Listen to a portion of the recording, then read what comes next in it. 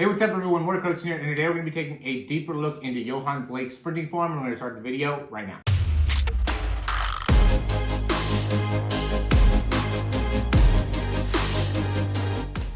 All right, so I recently got a recommendation to do a kind of before and after of Yohan Blake just because he hasn't been performing as well recently. So just to get a little bit more clarity on why that could potentially be happening. So here on the right, we have Yohan Blake pretty recently at the American Track League. This is on the 31st, and then this is back in 2012 at the Diamond League Championships. And here on the left, he actually ran 9.69, and then here on the right, he ran 10.1. So, definitely a better time here in 2012, which would be about 9 years ago. And he's about 31 now. So, this is when he was like 22 years old, and now he's obviously 31. So yeah, just going a little bit more in depth into his running, obviously over a period of time, and with as long of a career that Yohan Blake has had, there's going to potentially be some injuries that could end up affecting him, and that's what I think stands out to me.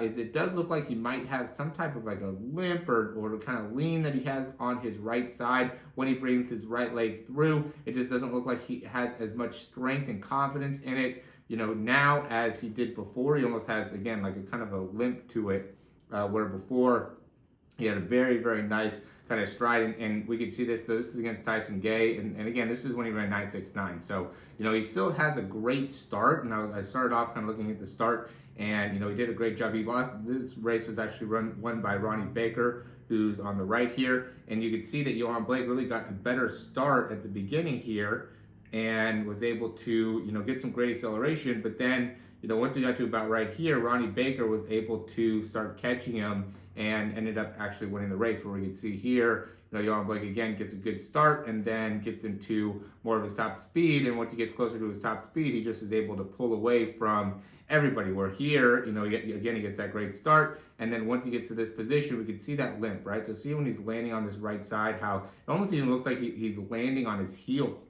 right, on this right side. So it doesn't look like he's near as clean with that foot. We could see where he's at timing wise. So 5.8 ish is when he lands, and he's off by about 6.8. So he's still probably about at a 0.1 for contact time. We have been looking at a lot of these guys that are running sub 10 in the 100, and most of them are getting under 0.1 for contact time. I would say he's right about at 0.1. And if we look at his foot, again, if we're looking at that right foot, much better with the landing on, in before with that right foot. So you can see how he's able to maintain a good position in the toe and the foot as he pulls that foot back underneath him. Where on the right side, as he's pulling back, you can see that little turnout there, right? And that's going to really impact the amount of power that he's able to generate into the ground when you turn your foot out to the side a little bit, right?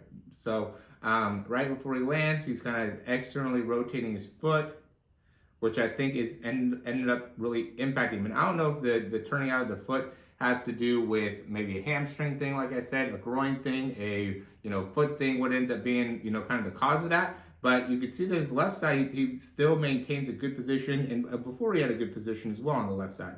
He does seem a lot more comfortable before really reaching with his feet out in front. Now he doesn't get near as much of a reach with his feet out in front of him. See how nicely he's getting that foot way out in front and being able to consistently maintain that. Where again, now when he goes and brings that foot out in front, he's just not able to get it as much of a lift out in front there, and also not able to pull that foot back as cleanly. And so I think that he still came in second. He still ran 10.1, which is going to still qualify for the Olympics. He's still one of the best sprinters in the world, and I think probably the best sprinter in Jamaica right now.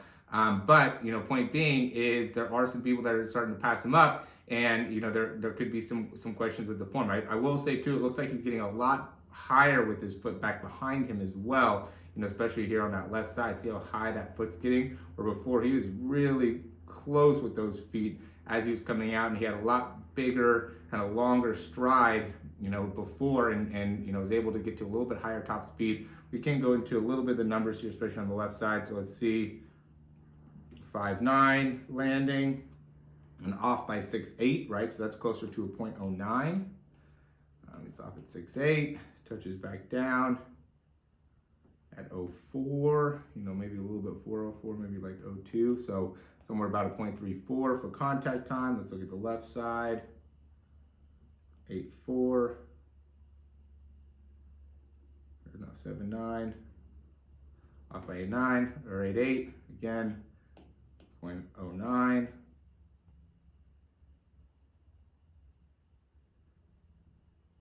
And then down there at about 2.1, 2.2, somewhere like that.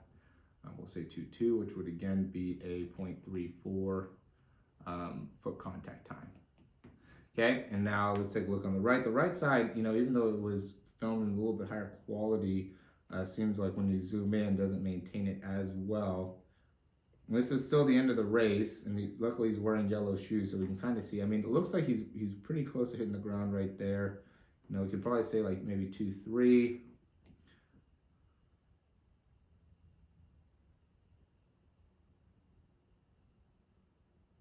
He's off by 3.2, which would be, again, 0.09. We'll go 0.32.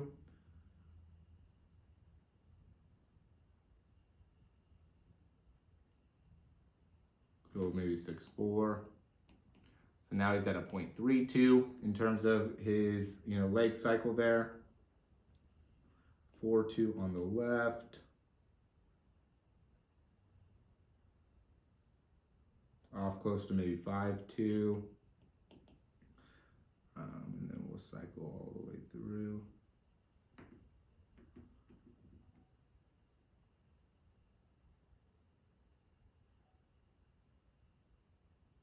Maybe 8.8, which would be closer to 0.36. So it could be maybe as low as a 0.34, or maybe as high as a 0.36.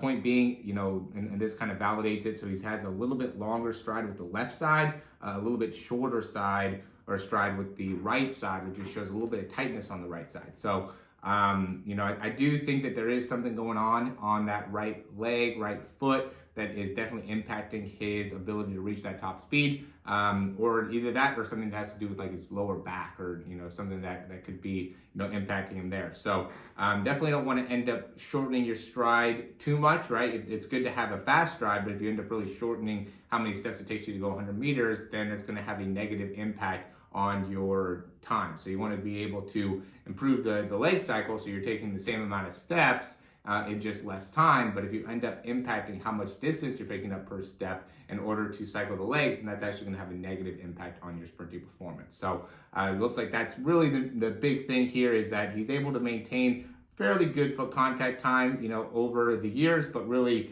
his stride and how much distance he's picking up per step seems to be the big thing that has changed in the past like 9 years or so. So as always, guys, thanks for watching. If you like the information, go ahead and click that thumbs up down below. Subscribe to the channel if you haven't already, and if you have any questions, comments, recommendations, you can leave those down below. Also check out our giveaway. We're going to go ahead and leave a quick clip here. All you have to do is just take a screenshot of you subscribing to the channel and liking this video, and you're automatically entered to win a 4 weeks of training, as well as a $100 gift card. We're going to be doing the giveaway on Monday of next week. And then if you guys want to check out any of the programs that we have down below, I would highly recommend you guys doing that. We're going to go really in depth into your sprinting mechanics, into your sprinting form, give you as much data as we possibly can to help you in understanding what you could do within your start, what you could do within your drive phase, what you could do within your top end speed in order to really maximize your performance, whether you are trying to get better at the 40-yard dash, 60-yard sprint, for baseball players, 100 meter, 200 meter, 400 meter, anybody that's trying to improve their sprinting form